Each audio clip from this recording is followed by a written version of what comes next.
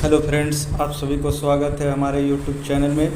आज हम लोग पढ़ेंगे जनरल साइंस के अंतर्गत बायोलॉजी पढ़ेंगे। बायोलॉजी का एक मोस्ट इम्पोर्टेंट चैप्टर है जिसका नाम क्या है, प्लांट्स हार्मोन्स, मतलब पौधों में जो हार्मोन्स पाए जाते हैं उसके बारे में आज हम लोग पढ़ेंगे विस्तृत रूप से कि कौन हार्मोन्स पौधे को बड़ा करता है और कौन फल पकाने वाले के लिए महत्वपूर्ण है।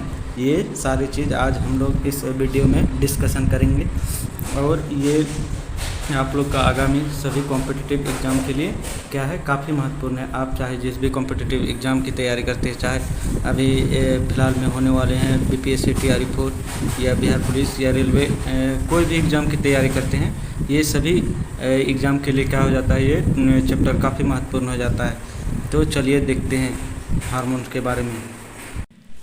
तो सबसे पहले आज हम लोग देखते हैं क्या कि पादप हार्मोन के अंतर्गत आज देखेंगे।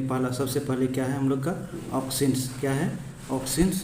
तो ये ऑक्सिन हार्मोन का पता सबसे पहले किसने लगाया था, तो चार्ल्स डार्विन। किसने, चार्ल्स डार्विन ने कब लगाया था, तो 1880 में। अब ये पता लगाया तो इसके बारे में जानकारी इकट्ठा किया कि इसका क्या काम है। तो देखिए, यह काम है इसका कि यह पौधे को वृद्धि को नियंत्रित करता है।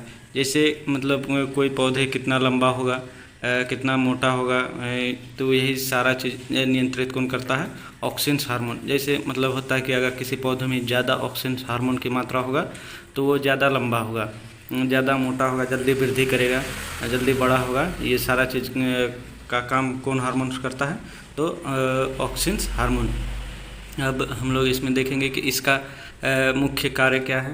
तो इसका मुख्य कार्य यहाँ देखिए कि इसका मुख्य कार्य है कि यह खरपतवार को नष्ट करता है एवं फसलों को गिरने से बचाता है। जैसे मतलब देखिएगा खेत में कोई भी फसल लगा हुआ है, जैसे धान ले लीजिए या मकई, तो देखिएगा कि मतलब किसी किसी खेत में ज़्यादा घास फूस उग जाता है, तो घास फूस को ही तो हम लोग क्या कहते हैं, खरपतवार। खेत में कुछ मतलब अवशिष्ट जिस चीज़ की हमें ज़रूरत नहीं है वो खेत में जब अपने मन से उग जाता है। तो ये मतलब जैसे हम लोग किसी भी फसल को उगाते हैं तो ये क्या करता है, फसल में जैसे ये ऑक्सिन हार्मोन होता है तो उसी के द्वारा ये खरपतवार को क्या कर देता है, नष्ट कर देता है। और दूसरा पॉइंट ये क्या है कि फसलों को गिरने से भी बचाता है। कभी कभी देखे होंगे कि आंधी तूफान में क्या होता है कि फसल हम लोग का गिर जाता है। तो ये किसके कारण गिरता है, क्योंकि उसमें पौधों में अगर ये ऑक्सीजन हार्मोन की कमी होगा तो आंधी थोड़ा सा भी हवा चलेगा तो पौधे क्या हो जाएगा, गिर जाएगा। और उस पौधे में अगर ज़्यादा मात्रा में ऑक्सीजन, मतलब जितना जरूरी चाहिए, अगर उतना मात्रा में अगर ऑक्सीजन हार्मोन पाया जाता है तो वो पौधे नहीं गिरेगा। पहले बहुत पहले ऐसा होता था कि मतलब थोड़ा सा आंधी हुआ कि मतलब जैसे फसल वगैरह गिर जाता था।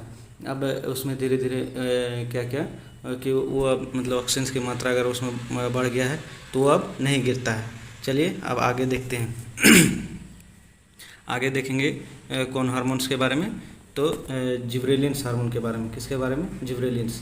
तो देखिए इसका खोज किसने किया है, इसका खोज क्रुश्चोवा ने किया है। कब किया है, 1926 में।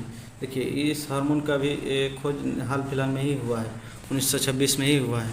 देखिए इसका जिब्रेलिन्स का कार्य क्या है, तो जिब्रेलिन्स का यहाँ कार्य है, यह बौनी पौधे को लंबा कर देता है। क्या करता है, जैसे कोई छोटा पौधा है, ये आजकल तो ये सभी हार्मोन्स का स्प्रे भी आ गया है, दवाई भी आ गया है कि उसको स्प्रे करके बड़ा भी किया जाता है।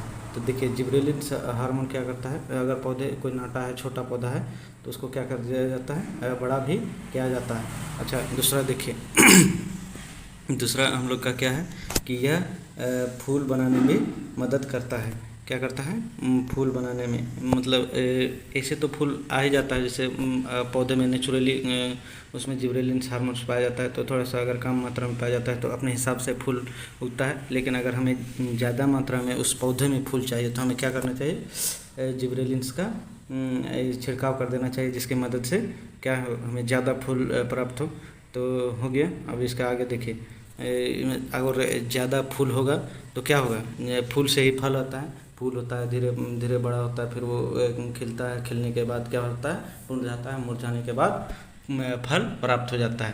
तो इसीलिए क्या करते हैं, कभी कभी देखिएगा कि किसी किसी पौधे में मतलब वो उसके अपने हिसाब से भी ज़्यादा फल उग जाता है। क्यों, क्योंकि यही जिब्रेलिन्स का उसमें छिड़काव कर देता है, जिसके कारण उसमें ज़्यादा फल आ जाता है। अब हम लोग क्या करेंगे, आगे देखते हैं। नेक्स्ट है हम लोग का क्या है, साइटोकाइनिन। क्या है, साइटोकाइनिन। देखिए साइटोकाइनिन की खोज किसने किया है, तो साइटोकाइनिन की खोज मलर ने किया है। किसने किया, मलर ने। कब किया है, 1955 में। ये देखिए ये तिथि जो है ना ज़्यादा इम्पोर्टेंट नहीं है, लेकिन खोज अगर पूछेगा तो ये थोड़ा सा इम्पोर्टेंट हो जाता है, कभी कभी एग्ज़ाम में पूछ लिया जाता है, इसलिए ये थोड़ा सा क्या हो जाता है, इम्पोर्टेंट हो जाता है। तो अब देखिए कि इसका मुख्य कार्य क्या है, कि इसका मुख्य कार्य है कि कोशिका विभाजन तथा विकास में मदद करता है। ये हम लोग इससे पहले वीडियो में जब कोशिका चैप्टर पढ़ रहे थे तो उसमें हम लोग इसको कोशिका विभाजन के बारे में विस्तृत जानकारी विस्तृत तरीके से बताए थे।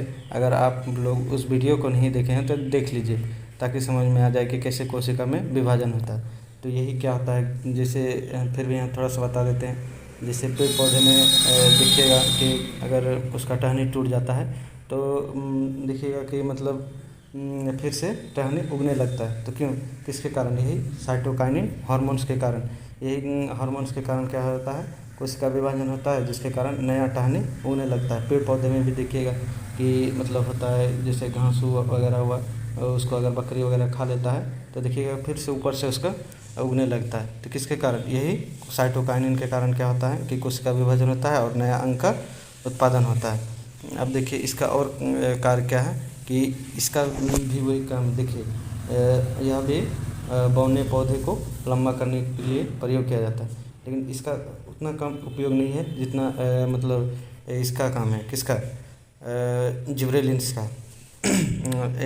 जिब्रेलिन्स लंबा सॉरी बौने पौधे को लंबा ये ज़्यादा करते हैं, ये उसका सहायक कर सकते हैं, सहायक करते हैं थोड़ा सा। अब हम लोग आगे देखें, आगे क्या पढ़ेंगे, एथिलीन के बारे में। एथिलीन क्या है, तो एथिलीन देखिए, एथिलीन हम लोग का क्या है, यह एकमात्र गैसीय हार्मोन है, गैस के रूप में पाया जाता है, गैसीय रूप में पाया जाता है। मतलब इसको अगर खुले छोड़ेंगे तो ये क्या हो जाएगा, हवा में उड़ जाएगा। तो यह एग्जाम में भी पूछ सकता है कि कौन सा एकमात्र हार्मोन है जो गैसीय रूप में पाया जाता है, तो क्या हो जाएगा, एथिलीन। क्या हो जाएगा, एथिलीन। ये याद कर लीजिएगा।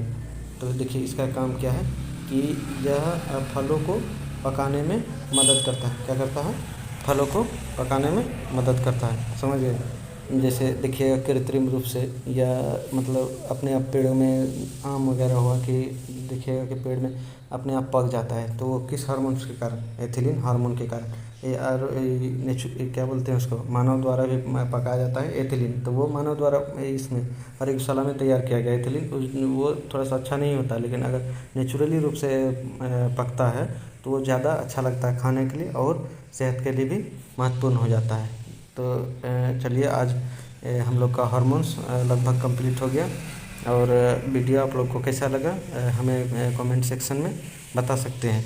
और अगर इससे रिलेटेड कुछ डाउट हो तो हमें कमेंट सेक्शन में भी पूछ सकते हैं, ताकि हम लोग नेक्स्ट वीडियो में भी उस डाउट को क्लियर कर सकें। और ये हम अभी बोले थे कि कोशिका चैप्टर देख लीजिए, ताकि ये अभी साइटोकाइनिन के बारे में हम लोग डिस्कशन किए तो अच्छी तरीके से समझ सके।